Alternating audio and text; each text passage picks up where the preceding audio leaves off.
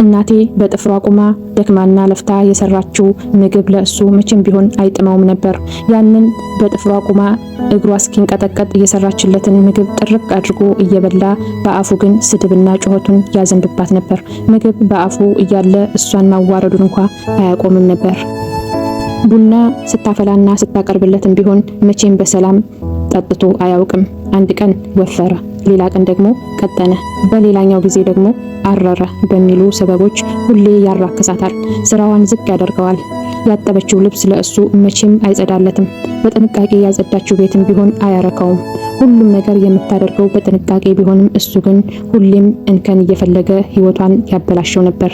መፍታትና በሰላም እንድትኖር መተው አይፈልግም። አላማው እዚያው ቤት ውስጥ አስሮ ሁል ጊዜ እያሰቃየ ማኖር ብቻ ነበር። የእናቴ እንባ ጭንቀትና የዕለት ተዕለት ስቃይ ለሱ መከራ ሳይሆን የደስታው መድረክ ነበር። እሷ ስታለቅስና ስትሰቃይ ማየት ፍጹም እርካታን የሚሰጠው ይመስል በስቃዩ ላይ ይዝናና ነበር። ሰላም፣ እንዴት ናችሁ? የእናቴን ታሪክ ላካፍላችሁ ወደድኩ፣ እናንተ ትማሩበት ዘንድ። አባቴ ለኔ፣ ለወንድም እህቶቼ፣ ለልጆቹ በሙሉ በጣም መልካም አባት ነው። ለአካባቢው ማህበረሰብ፣ ለጎረቤት፣ ለዘመድ አዝማዱም ቢሆን እጅግ ደግና ተወዳጅ ሰው ነበር። ነገር ግን ይህ ለዓለም የሚያሳየው መልካምነቱ ሌላ ጨለማ ገጽታ ከጀርባው ነበር።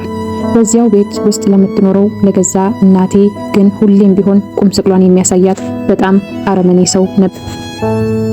እናቴ እድሜ ልኳን ሙሉ በሰቀቀን በፍርሃትና በጭንቀት ውስጥ እንድትኖር አደረጋት።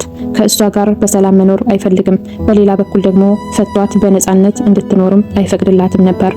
እናቴ በዚህ ምድር ላይ የምትጠጋው አግዞ የሚያስጥላትም ሆነ የሚከራከርላት አንድም የቅርብ ዘመድ አልነበራትም። አባቴ ይህንን የእናት የእህት የወንድም የአባት ከለላ እንደሌላት በደንብ ጠንቅቆ ስለሚያውቅ በእድሜ ልኳ ሁሉ በስሜቷ በህይወቷ ላይ እንደፈለገ ይጫወትባትና ያሰቃያት ነበር። እናቴ በገዛ ቤቷ ውስጥ ረዳት አጥታ በሰቀቀን ትኖር ነበር። የእናቴ የዕለት ተዕለት ህይወቷ እጅግ አሰቃቂ፣ ልብ የሚሰብር ነበር። ቀኑን ሙሉ የቤቱንና የውጩን ስራዎች ስታከናውን ደክማና ዝላ ትውላለች። ነገር ግን ያንን ሁሉ ድካም ተሸክማ ማታ ወደ አልጋዋ ስትሄድ እንኳን አታርፍም ነበር። አባቴ ሌሊቱን ሙሉ ጨለማው እስኪገፈፍ ዶሮ ኩኩ እስከሚል እስከሚነጋ ድረስ ያለማቋረጥ ይሰድባትና ያንቋሽሻት ነበር። ስድብ ብቻ አይበቃውም። አሁን ልግደልሽ ወይስ ቆይቼ ልግደልሽ እያለ በጩኸትና በዛቻ ቁም ስቅሏን ያሳያት ነበር። ሌሊቱን ሙሉ ስትሰቃይ ስትረበሽና ስትፈራ አድራ እንደገና ጧት ሲነጋ ምንም እንዳልተፈጠረ ሁሉን ተነስታ ወደ ከባድ የዕለት ተዕለት ስራዋ ትገባለች። እኛ በቤቱ ውስጥ 4 ልጆች ነን። አራታችንም ብንሆን ሌሊቱን ሙሉ የጭንቀት እና የፍርሃት ህይወት ነበር። አባታችን አሁን እናታችን ገደላት፣ አሁን ሊያጠፋት ነው እያልን ልባችን በፍርሃት እየመታ በሩንና ግድግዳውን ተጠግተን ድምጽ እያዳመጥን ሳንተኛ እናድራለን። በየቀኑ የምናደርገው እናታችንን በህይወት አናገኛትም በሚል ትልቅ ስጋት ነበር ሁሌም አዳራችን። እናቴ በዚህ ምድር ላይ ጥላ የሚሆንላት ገፍቶ የሚያስጥላት አንድም የቅርብ ዘመድ አልነበራትም። አባቴ ይህንን የሷን ብቸኝነትና መድረሻ ማጣት በሚገባ ያውቅ ስለነበር ጭካኔውን ያለምንም ገደብ በሷ ላይ ያዘንብባት ነበር። እናቴ ግን ከአባቴ ጎን ለመውጣትና ያንን ገሃነም ጥላ ለመሄድ የማትችልበት ትልቁ ምክንያት ነበራት። እሱም እኛ ነን። እኛ ልጆቿ ነበርን። እኔ ከዚህ ቤት በወጣስ ልጆቼን ምን አደርጋቸዋለሁ? የእኔ መከራ አልፎ በልጆቼ ላይ እንዳይደርስ ልጆቼ እንዳይርባቸውና የሰው ፊት እንዳያዩ በሚል የእናትነት ከባድ ፍርሃትና ፍቅር ብቻ እዚያው ቤት ውስጥ ለመታገስ ወሰነች። ለእኛ ስትል የገዛ ህይወቷን ሰዋች። አባቴ ግን ይህንን የእናትነት ፍቅሯንና ትዕግስቷን እንደ ድክመት በመቁጠር ሰይጣን እንኳ ሳይቀር በሚቀናበት ፍጹም አረመኔያዊ በሆነ ጭካኔው ያሰቃያት ነበር። እኛ ከአባታችን መልካምነት ስናገኝ፣ እናታችን ግን በሱ ሰይጣናዊ ጭካኔ ውስጥ ትማቀቅ ነበር። እናቴ በጥፍሯ ቁማ ደክማና ለፍታ የሰራችው ምግብ ለእሱ መቼም ቢሆን አይጥመውም ነበር። ያንን በጥፍሯ ቁማ እግሯ እስኪንቀጠቀጥ የሰራችለትን ምግብ ጥርቅ አድርጎ እየበላ በአፉ ግን ስድብና ጩኸቱን ያዘንብባት ነበር። ምግብ በአፉ እያለ እሷን ማዋረዱን እንኳ አያቆምም ነበር። ቡና ስታፈላና ስታቀርብለትም ቢሆን መቼም በሰላም ጠጥቶ አያውቅም። አንድ ቀን ወፈረ፣ ሌላ ቀን ደግሞ ቀጠነ፣ በሌላኛው ጊዜ ደግሞ አረረ በሚሉ ሰበቦች ሁሌ ያራክሳታል። ስራዋን ዝቅ ያደርገዋል። ያጠበችው ልብስ ለእሱ መቼም አይጸዳለትም። በጥንቃቄ ያጸዳችው ቤትም ቢሆን አያረካውም። ሁሉም ነገር የምታደርገው በጥንቃቄ ቢሆንም እሱ ግን ሁሌም እንከን እየፈለገ ህይወቷን ያበላሸው ነበር። መፍታትና በሰላም እንድትኖር መተው አይፈልግም። አላማው እዚያው ቤት ውስጥ አስሮ ሁልጊዜ እያሰቃየ ማኖር ብቻ ነበር። የእናቴ እንባ ጭንቀትና የዕለት ተዕለት ስቃይ ለሱ መከራ ሳይሆን የደስታው መድረክ ነበር። እሷ ስታለቅስና ስትሰቃይ ማየት ፍጹም እርካታን የሚሰጠው ይመስል በስቃይዋ ላይ ይዝናና ነበር። በአንጻሩ እኛን ልጆቹን በጣም ይወደናል፣ ምንም ነገር አይነፍገንም። ነገር ግን እሱ ለኛ የሚያሳየው ፍቅር በእናታችን ላይ የሚያደርሰው ግፍ ጋር ፈጽሞ ሊጣጣም አልቻለም። እናታችንን በሚያሰቃይበት መንገድ ምክንያት እኛ ልጆቹ በፍጹም አንወደውም፣ በጣም እንጠላዋለን። ስናየው እንፈራዋለን፣ እንደነግጣለን። ልክ እንደ ሆረር ዘሎ የሚወጠን ይመስለናል። እናታችን ከሌለችማ በቤትም አንገባም፣ በፊቱም አንቀርብም ነበር። በቤት ውስጥ ስንኖር ፍቅር ሳይሆን ከባድ ፍርሃት ነበር የሚሰማን። በእናት ላይ ያንን ሁሉ ሰይጣናዊ ጭካኔ የሚፈጽም ሰው አንድ ቀን እኛንም ዞሮ አኝኮ ይበላናል እና ያጠፋናል ብለን እስከምናስብ ድረስ በጥልቅ እንፈራው ነበር። የሱ መኖር በቤታችን ውስጥ የደህንነት ስሜት ሳይሆን የማያልቅ የፍርሃትና የስጋት ጥላ ጥሎብን ነበር ያደግነው። በኋላ ላይ ነው ያወቅነው። አባቴ በተለያዩ ከተሞች ላይ ሌሎች ሚስቶች፣ ሌላ ህይወት ነበረው። እሱ ወደ ሌላ ከተማ ሊሄድ ሲነሳ ከቤት ሲወጣልን ለኛ ትልቅ እፎይታ ነበር። ልክ ገመዷን የበጠሰች ጥጃ እየዘለለች እንደምትቦርቅ እኛም በቤታችን ውስጥ ነፃነት ይሰማን እና እንደ ልባችን እንቦርቃለን፣ እንደሰታለን። እሱ በሌለበት ቀናት እናታችንም ሆነ እኛ የምንተነፍስበት በጥቂቱም ቢሆን ሰላም የምናገኝበት ብቸኛ ጊዜያችን ነበር። ነገር ግን ያ ደስታችን ብዙ አይቆይም ነበር። እዛ ቆይቶ ወደ ቤት የሚመለስበት ቀን ሲቃረብ ፍርሃቱ መልሶ በላያችን ላይ ይነግሳል። እግሩ ወደ ቤት እንደገባ የነበረን ደስታ፣ የነበረን ሰላማዊ እንቅልፍ ሁሉ በአንዴ ይጠፋል። እንደገና ሌሊቱን ሙሉ የጭንቀት እና ቁጭ ብለን የእናታችንን ሰቆቃና የስድብ ናዳ ማዳመጥ እጣ ፈንታችን ይሆናል። እሱ ወደ ቤት ሲመጣ ሳቅ ሳይሆን ለቅሶ ነበር የሚተካልን። አባቴ በስድብና በዛቻ ብቻ አልተወሰነም። በተደጋጋሚ ጊዜ እናቴን በአካላዊ ሁኔታ ጭምር ሊገድላት ከባድ ሙከራዎችን አድርጎባት ነበር። ነገር ግን በፈጣሪ ጥበቃና በእሷ ጥንካሬ አልሞት አለችው። የሚገርመው ነገር ይህንን ሁሉ በቤት ውስጥ የሚፈጽመውን የለየለት አረመኔያዊ ስቃይና ሰቆቃ የሚያውቀው ከእኛ ከአራቶቹ ልጆች ውጪ ሌላ አንድም ሰው አልነበረም። ለአካባቢውና ለዘመድ ደግ ስለሚመስል ማንም በቤታችን ውስጥ ይህ ይፈጠራል ብሎ ማን ያስብ ነበር? እኛም ብንሆን ለአንድም ሰው ወጥተን ለመናገር ፈጽሞ አልደፈርንም። አባታችንን ከመፍራታችን የተነሳ ምላሳችን ታስሮ በቃ በልጅነት አይምሯችን ህይወት ማለት እንዲህ ናት፣ መከራና ፍርሃት ነው ብለን አምነን ተቀብለን ነበር። የአካባቢያችን ልጆች ጓደኞቻችን ሁልጊዜ ታድላችሁ፣ የእናንተ አባት እኮ በጣም ደግ እና መልካም ሰው ነው እያሉ በቅናት አይን ይመለከቱናል። እሱ በጣም አፈቀላጤ ማህበራዊ ኑሮ የሚችልና ሰውን በንግግሩ መማረክ የሚችል ሰው ስለነበር ውጩ ሌላ ሰው እውነተኛ ማንነቱን ፈጽሞ አያውቀውም ነበር። የቤት ቀጋ የውጭ አልጋ ማለት በቃ የኛ አባት ነበር በትክክል። ለውጭ ሰው እንደ አልጋ የሚመች የዋህና ሩህሩህ ሲሆን ለገዛ ሚስቱና በቤቱ ውስጥ ግን ልክ እንደ ቀጋ እሾህ የሚወጋና የሚያደማ አረመኔ ነበር። ሰዎቹ እኛን ታድላችሁ ሲሉን፣ እኛ ግን ከጀርባው ያለውን እሳት ስለምናውቅ በውስጣችን እያለቀስን ዝም እንላቸው ነበር።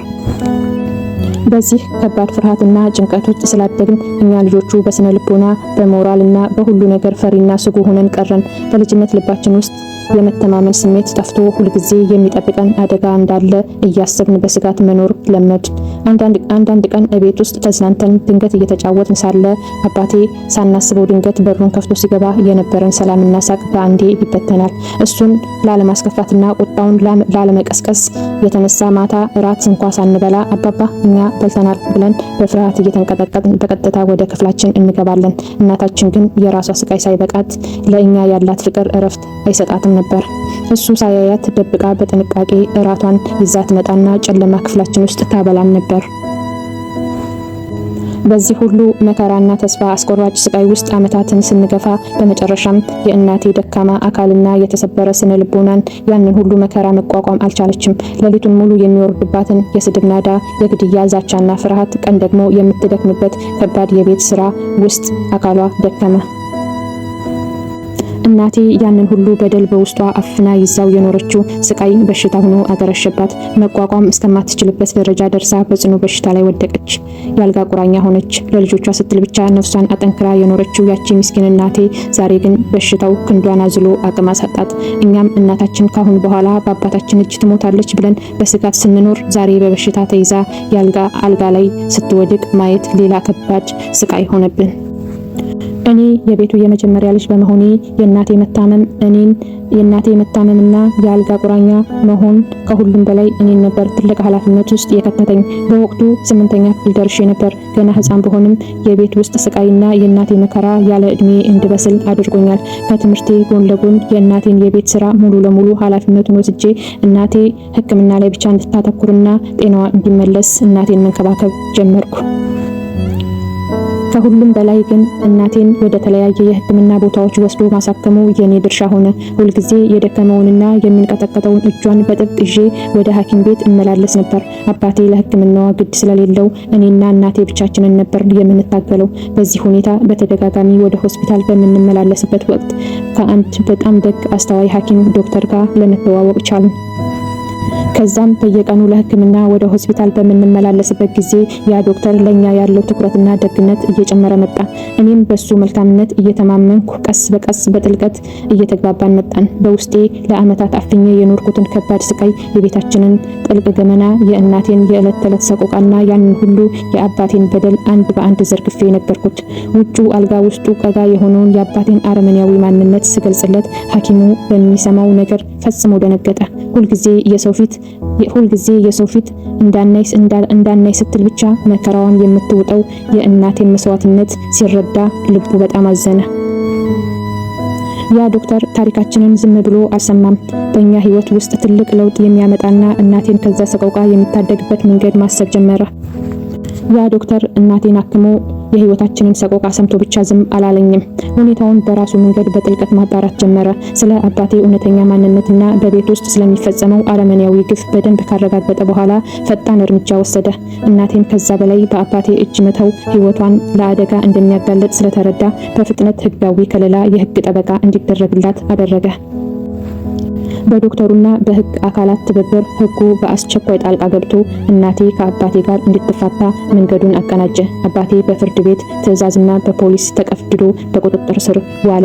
ፍቹ እንዲፈጸም ተደረገ። ከፍቹም በተጨማሪ አባቴ ድጋሜ የእናቴን ፊት እንዳያይና ወደ እሷ አካባቢ እንዳይደርስ እንዳያስፈራራት ከባድ የእገዳ ስምምነት ላይ እንዲፈርም ተገደደ። ለኛ ለአራቱ ልጆችም ደግሞ የወራዊ ቀለብና የአስተዳደግ የገንዘብ ተቆራጭ እንዲያደርግ ተወሰነ። በቃ ያ ለአመታት ተዘግቶብን የነበረው የገሃነም በር በህግ ኃይል ተሰበረ። እናቴና አባቴ በይፋ ተፋቱ።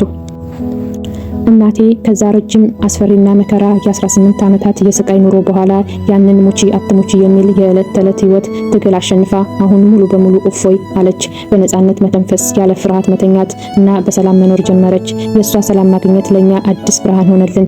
እኔም እናቴ የከፈለችውን መስዋዕትነት እያሰብኩ በትምህርቴ ላይ ጠንክሬ በርትቼ በመማር በጥሩ ውጤት አጠናቀቅኩ። አሁን የራሴን ስራ ይዤ እናቴንና ቤተሰቦችን የምረዳበት አቅም ላይ ደረስኩ። ከእኔ በታች ያሉት ታናናሾችም የኔን ፈለግ በመከተል በትምህርታቸው በመግፋት ላይ ናቸው። ከጥቂት ዓመታት በኋላም በደስታ ይመረቃሉ። አባቴ ግን ያንን ሁሉ ዓመት ውጩ አልጋ ውስጡ ቀጋ ሆኖ እናቴን ያሰቃያት የልጆቹን ስነ ልቦና ያደቀቀው ያ አባቴ ግን ካለፈው ስህተቱ አሁንም ምንም አልተማረም። ከእናቴ ጋር ከተፋታ በኋላ ሌላ ሚስት አገባ።